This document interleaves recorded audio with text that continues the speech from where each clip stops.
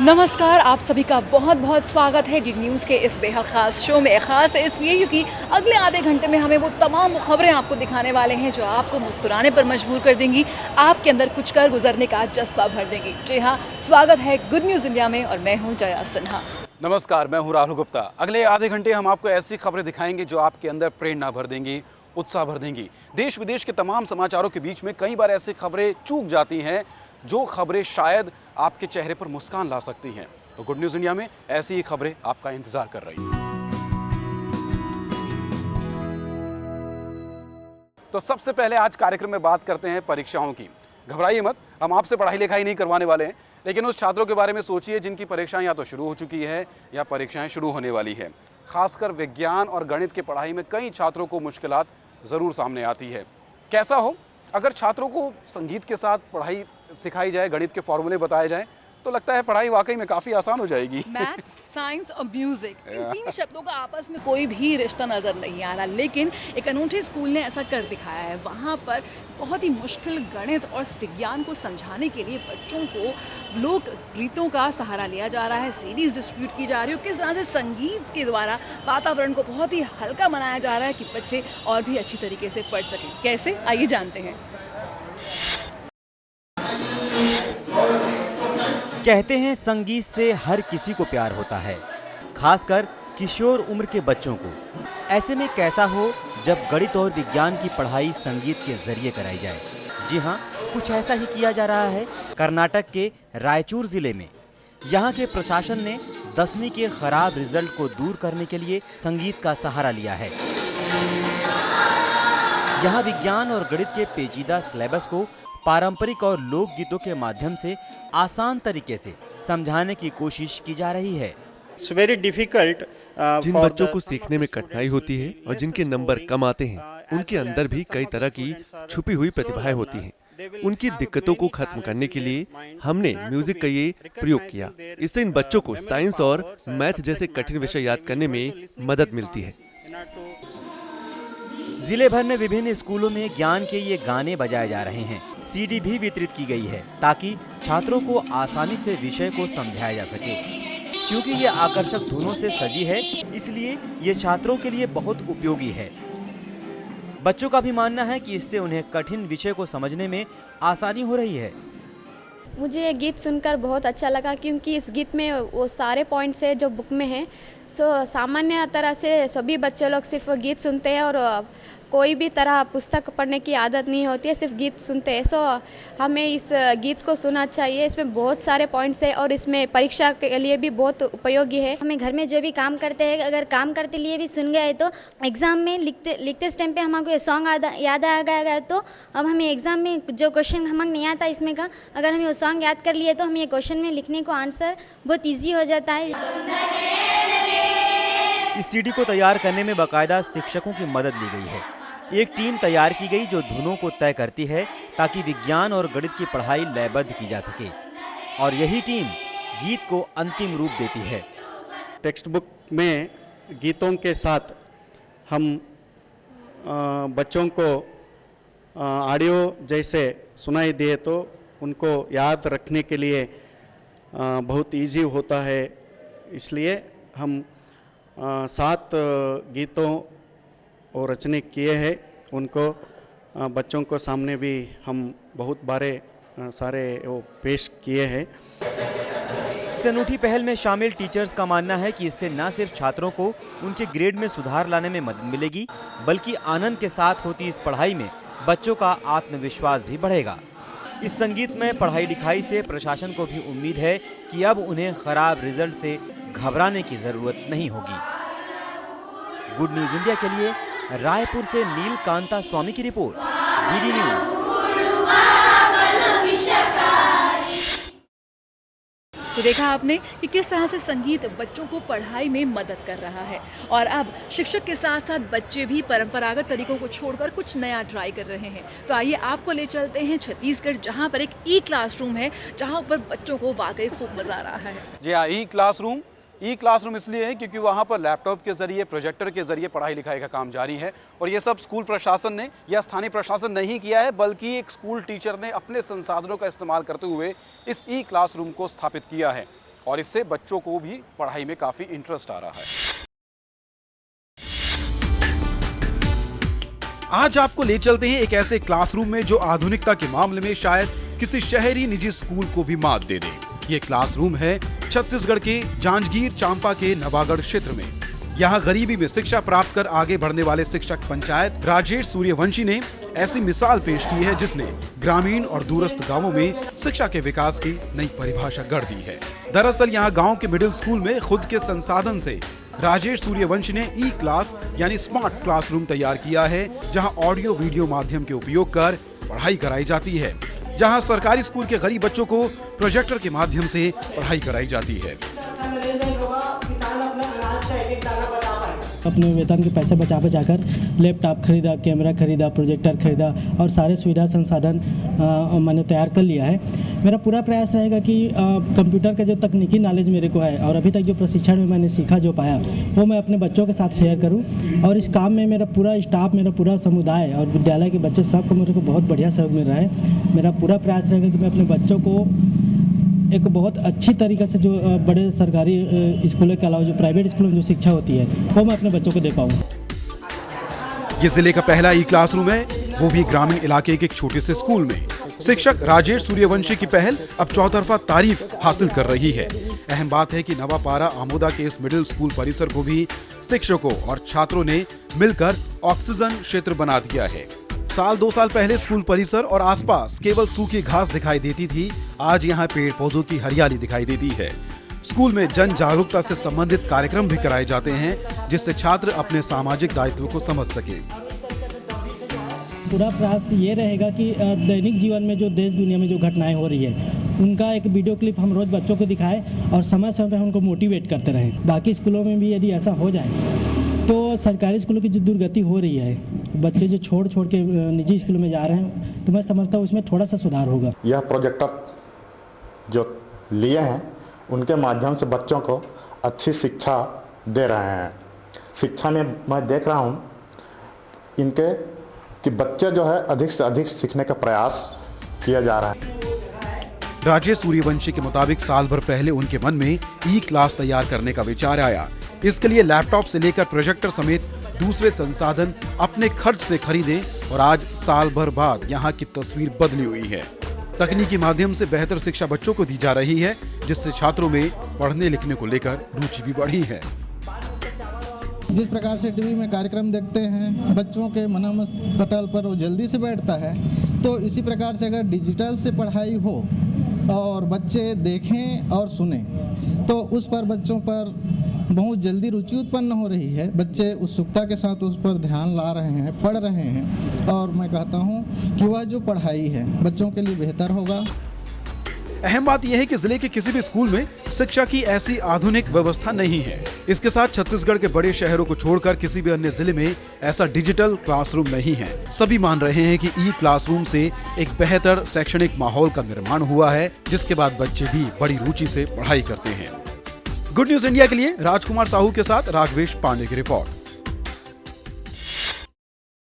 वाकई में क्या खास ई क्लासरूम है और बच्चों को हरियाली के प्रति भी जागरूक करने के लिए क्या नायाब तरीका है। जब भी जन्मदिन हो एक पौधा लगाओ और उसकी देखभाल भी करो। क्या बात है। जी हाँ, गांव का ये ई क्लासरूम शहरों को भी सीख दे रहा है। रुकेंगे एक छोटे से ब्रेक के लिए, लेकिन ब्रेक के बाद भी गुड न्यूज़ इंडिया का सफर जारी रहेगा। आप बने रहिए हमारे साथ।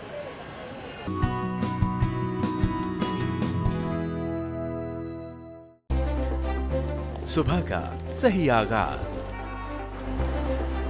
ताजा खबरों के साथ, सुर्खियों के आईने से देश विदेश की सही तस्वीर और दिन के हर पहलू पर नजर। नया सवेरा सोमवार से शुक्रवार सुबह 7 बजे सिर्फ डीडी न्यूज पर।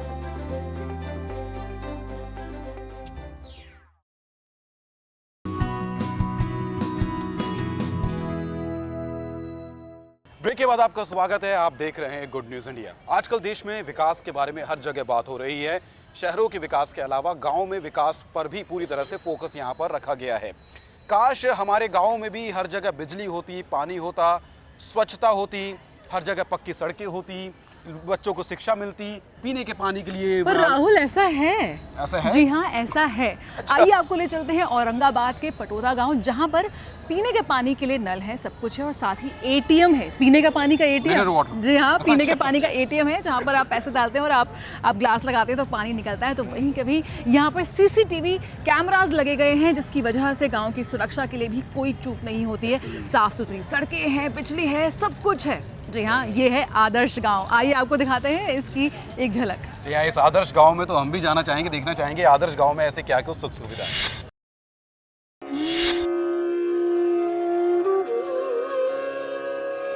विकसित भारत का सपना तभी साकार हो सकता है जब यहाँ के गांव विकसित हो, और ये तभी हो सकता है जब हर गांव में शहर जैसी सुविधाएं उपलब्ध हो।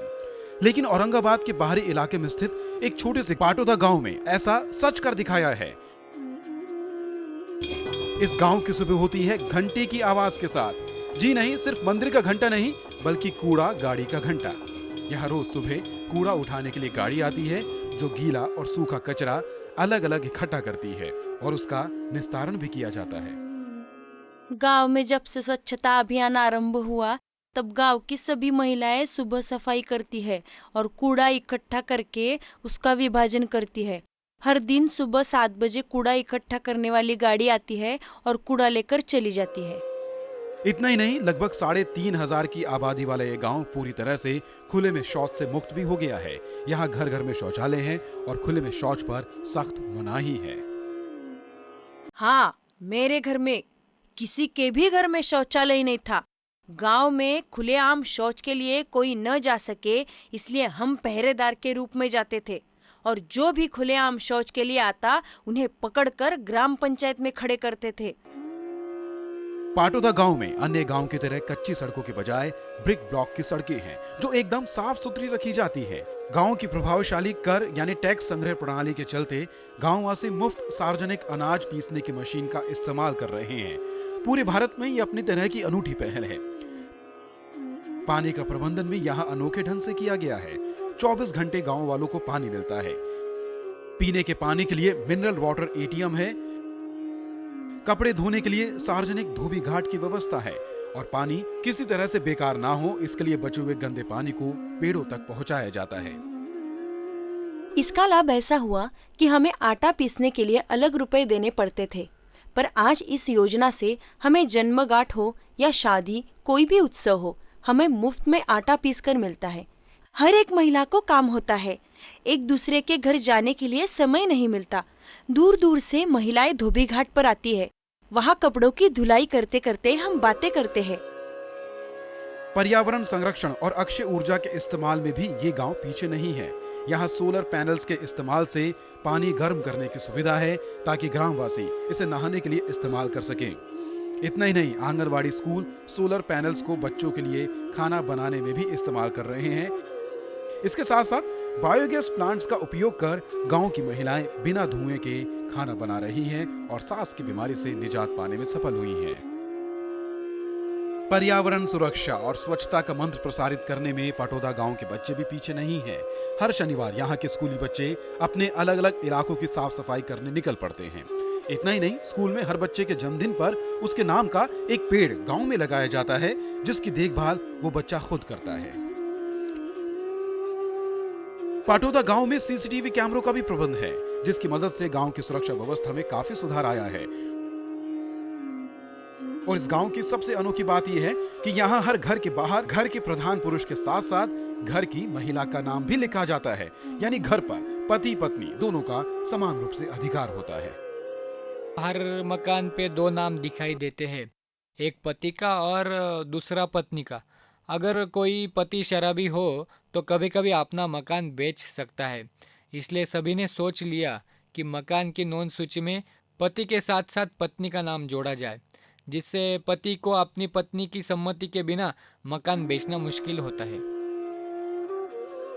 आज पाटोदा गांव लोगों के लिए आकर्षण का केंद्र बन चुका है, और अगर हर गांव में ऐसे ही सामूहिक प्रयास होते रहे तो विकास की इस दौड़ में भारतीय गांव भी अछूते नहीं रहेंगे और हमारे भारतीय गांव आदर्श गांव बन सकेंगे। Good news India, DD news. तो तो चलिए, उम्मीद यही है कि हमारे देश का हर गांव इसी तरह से एक आदर्श गांव बने। और आइए अब बात करते हैं नवीकरणीय ऊर्जा की। जी हाँ, आजकल सभी का इस बात पर जोर है कि ज़्यादा से ज़्यादा नवीकरणीय ऊर्जा, रिन्यूएबल एनर्जी और या कह सकते हैं कि सौर ऊर्जा का इस्तेमाल ज़्यादा हो, और इसी कोशिश में सभी जुटे हुए हैं। और इस कोशिश में हमें जनता की भागीदारी भी नज़र आ रही है और कई ऐसे संस्थान हैं जो सौर ऊर्जा का इस्तेमाल कर आज एक मिसाल कायम कर रहे हैं। जी, लखनऊ की एक मस्जिद आपको ले चलते हैं, जहाँ पर मस्जिद में सोलर पैनल लगाए गए हैं और लक्ष्य बड़ा साफ है कि पूरी की पूरी मस्जिद में जो आने वाले दिनों में बिजली की आपूर्ति होगी वो सौर ऊर्जा के जरिए ही होगी।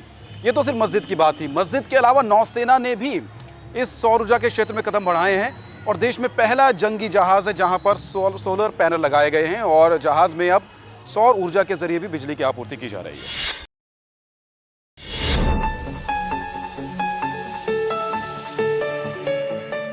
भारत सौर ऊर्जा की तरफ कितनी तेजी से बढ़ रहा है, इसका अंदाजा इस बात से लगाया जा सकता है कि एक तरफ जहां मस्जिद में सौर ऊर्जा का इस्तेमाल हो रहा है, तो वहीं नौसेना के पोत INS सर्वेक्षक पर भी सूरज की रोशनी से बिजली हासिल की जा रही है।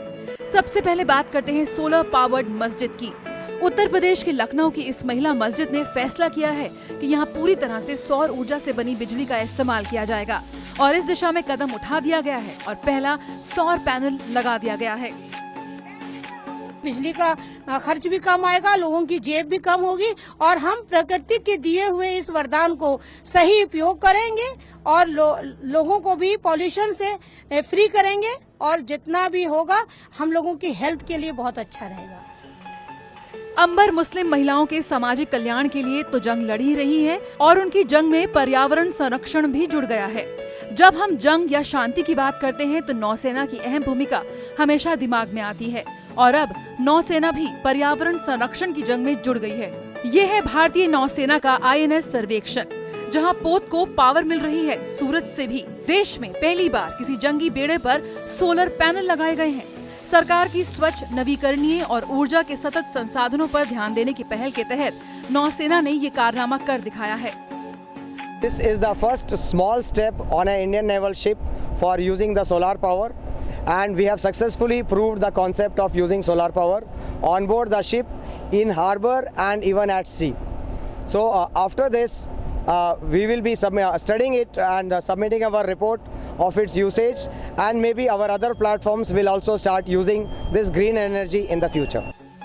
दक्षिणी नौसेना कमान के पोत INS सर्वेक्षक के हैंगर की छत पर 18 सोलर पैनल लगाए गए हैं।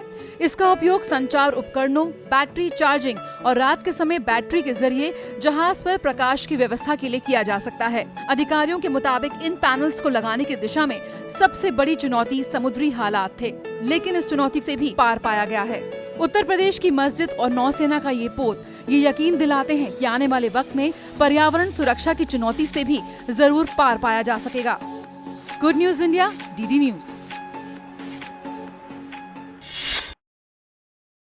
वाकई में सरकार की भागीदारी तो है ही और आम लोगों की भागीदारी भी अब देखने को मिल रही है। तो ऐसे में ज़्यादा से ज़्यादा सौर ऊर्जा को इस्तेमाल करने का जो लक्ष्य है, लगता है वो लक्ष्य दूर नहीं है। बिल्कुल, और सौर ऊर्जा ही आने वाले हमारे समय का भविष्य है और ज़्यादा से ज़्यादा लोगों को इसके प्रति जागरूक होना चाहिए। रुकेंगे एक छोटे से ब्रेक के लिए, लेकिन जल्द लौटते हैं। गुड न्यूज़ इंडिया अभी भी बाकी है।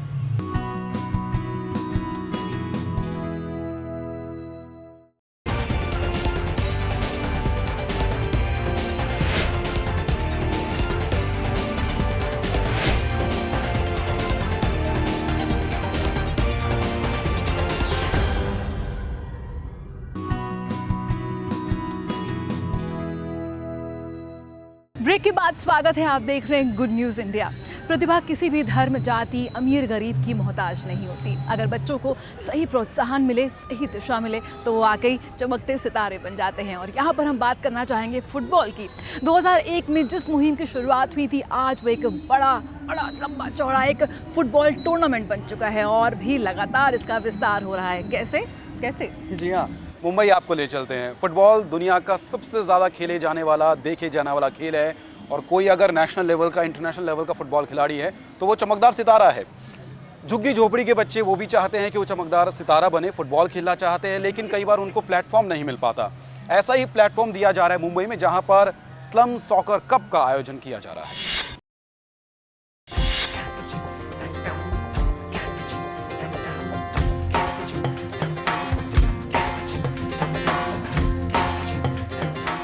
ये वो खिलाड़ी हैं जिनके पास संसाधनों की कमी जरूर है, लेकिन प्रतिभा की नहीं।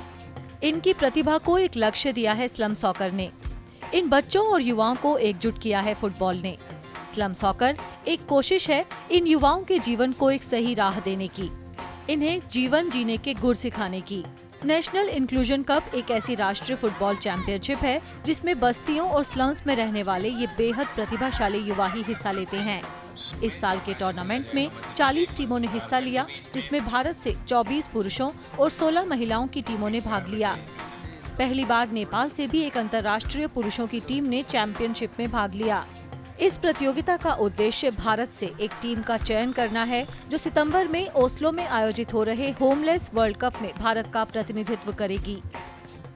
स्लम सॉकर की शुरुआत आज से 14 साल पहले नागपुर में हुई थी, जब हमारे फाउंडर ने ये पाया था कि ये जो झुग्गी झोपड़ियों में रहने वाले बच्चे हैं, इनको कोई स्पोर्ट्स इनके लिए कोई ऑर्गेनाइज नहीं करता है, और क्योंकि ये गरीब बच्चे होते हैं, इनमें जो टैलेंट होता है उसको कभी आउटलेट नहीं मिलता, उसको कहीं बाहर आने का चांस नहीं मिलता है। साथ ही साथ स्पोर्ट्स एक ऐसा माध्यम है जिसके साथ अगर आप जुड़ जाते हैं तो आपकी एनर्जी एक राइट डायरेक्शन में मुड़ जाती है।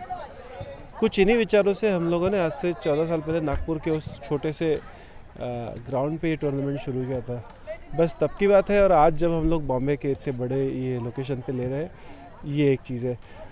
ओवर द ईयर्स हमने ये देखा है कि जैसे हम लोगों ने शुरुआती में जब हम लोग केवल 8 स्लम्स थे, और आज हम लोग 40 ऐसे नेशनल लेवल के टीम्स को इनवाइट कर रहे हैं, तो काफ़ी बड़ा यानी ग्रोथ हुई है। ये खिलाड़ी बेहद आम परिवारों से हैं, लेकिन अपनी मेहनत और संघर्ष की बदौलत आज इस मुकाम पर पहुंचे हैं। विदर्भ से आई महिलाओं की इस फुटबॉल टीम ने संघर्ष का लंबा सफर तय किया है। टीम की कोच शबाना कुरैशी खुद एक मिसाल हैं, जो विदर्भ के सुदूरवर्ती इलाकों की लड़कियों को भी फुटबॉल की शिक्षा दे रही हैं। हमें खेलने नहीं दे रहे थे, मम्मी पापा मत खेलो, वैसा वैसा कुछ भी बोलते थे, क्या है इस खेल में, ऐसा कुछ भी बोलते थे। तभी मैं जिद्दी से जा रही थी ग्राउंड पे, रोज़ ग्राउंड पे जाती प्रैक्टिस करती थी, और पड़ोस के लोग भी कहते थे क्या है इस खेल में, आप रोज़ जाते हो, क्या करते, पढ़ाई नहीं करते, ऐसे कुछ भी बोलते थे। तभी मैं जा रही थी ग्राउंड पे, और घर के भी बाद में मैं स्टेट खेलने गई, मेरा सिलेक्शन हुआ था कलकत्ता के लिए, नेशनल के लिए। तब मेरी एज नहीं थी, पर मैं कलकत्ता गई नहीं। तो बाद में मेरे घर में पता चला कि मेरा सिलेक्शन हुआ था, अच्छी खेलती है। तब मेरे घर के सब सपोर्ट करने लगे, और अभी भी सपोर्ट करते। अब कुछ भी नहीं बोलते नहीं, अब जा बोलते। 19 साल की हर्षा राग हटाटे ने गरीबी के साथ अवसाद का सामना किया है। 16 साल की उम्र में हर्षा के माँ बाप उसकी जबरदस्ती शादी करा रहे थे। हर्षा ने हर जुल्म के खिलाफ आवाज उठाई और नेशनल इंक्लूजन कप 2017 तक का सफर तय किया। हमने स्लम सॉकर से CSC कोर्स किए थे, जो कोचेस अक्रॉस कॉन्टिनेंट्स का होता है। उसके बाद हमको वहाँ से इंस्पिरेशन मिली स्लम सॉकर से, तब से लेके हम लोग बच्चों को कोचिंग कर रहे हैं, और अभी तो 2 साल हो गए, हमारे साथ लड़कियाँ भी है। तो हम लोग यही बोलते हैं कि लड़कियों को आगे बढ़ने दो, अगर उनकी वो चीज़ में इच्छा है, शायद हो सकता है वो आगे नाम आपका रोशन करे, पहले आपका नाम रोशन करे, फिर समाज का नाम रोशन करे, फिर इंडिया का नाम रोशन करे। भूकंप की त्रासदी झेल रहे नेपाल में मानव तस्करी एक बड़ी चुनौती है। उन तमाम चुनौतियों से पार पाते हुए पहली बार नेपाल की टीम ने इस टूर्नामेंट में हिस्सा लिया है। हम नेपाल में 18 साल से कम के बच्चों के साथ काम कर रहे हैं। हमारी संस्था चाइल्ड रिच नेपाल इन बच्चों को ट्रेनिंग दे रही है। ये सभी बच्चे काफी रिमोट एरिया से आते हैं। भूकंप के बाद नेपाल में मानव तस्करी बढ़ गई थी। हम स्पोर्ट्स के द्वारा इन समस्याओं से निजात पा रहे हैं। स्लम सॉकर आज बस्तियों के इन खिलाड़ियों को प्रोत्साहन देने के साथ साथ कई प्रोजेक्ट्स पर काम कर रहा है। स्लम सॉकर स्लम में जीवन यापन करने वाले हजारों परिवारों की जिंदगियों को बदलने में कामयाब हुआ है। ये फुटबॉल, ये मैदान वाकई इन तमाम बच्चों के सपनों को एक नई उड़ान दे रहे हैं। गुड न्यूज इंडिया के लिए मुंबई से तबस्सुम मलिक की रिपोर्ट, DD न्यूज। तो देखा आपने झुग्गी झोपड़ी के वे बच्चे जो फुटबॉल खेल रहे हैं और फुटबॉल खेलते खेलते अपने नायाब और उज्जवल भविष्य की कामना कर रहे हैं। जी हाँ, और इसी के साथ वक्त हो चला है आपके लेटर्स का, आपके ईमेल्स का। बहुत ही भारी संख्या में हमें लगातार आपके ईमेल्स मिल रहे हैं and thank you so much हमारे फेसबुक पेज को इतना लाइक करने के लिए और इतने सारे संदेश भेजने के लिए। आइए नजर डाल लेते हैं कुछ चुनिंदा ईमेल्स पर। जालौन उत्तर प्रदेश से अर्पित विश्वकर्मा का ईमेल आया है। आपका कार्यक्रम हर भारतवासी में साहस भरने का काम करता है। मैं आपका कार्यक्रम देख रहा हूं। पूरी टीम को बहुत बहुत शुभकामनाएं। रोहन पांडे लिखते हैं कि आपका कार्यक्रम देखना मुझे काफी अच्छा लगता है। मेरा दिल उत्साह से भर जाता है। आप ऐसी ही अच्छी कहानियां दिखाते रहें। हमारे फेसबुक पेज पर रोजालिन परिदा ने संदेश छोड़ा है। ये शो वाकई में सकारात्मकता फैला रहा है। कृपया ऐसे ही हमें अच्छा काम करने के लिए प्रोत्साहित करते रहें। और फेसबुक पर भूपेंद्र शर्मा लिखते हैं कि बहुत ही अच्छा कार्यक्रम है। शो में दिखाई वर्मी कंपोस्ट की खबर अच्छी थी। वर्मी कंपोस्ट का इस्तेमाल हमारे देश के लिए बहुत अच्छा है। अक्षय कुमार लिखते हैं, मुझे कार्यक्रम बहुत अच्छा लगता है। इस कार्यक्रम में दिखाई गई कहानियां मेरे रोंगटे खड़े कर देती हैं और मुझे भी उसी तरह कुछ करने का मन करता है। तो बहुत बहुत शुक्रिया आप सभी का हमें ईमेल लिखने के लिए। आपकी 2-4 लाइनें हमारा काफ़ी उत्साह बढ़ाती है।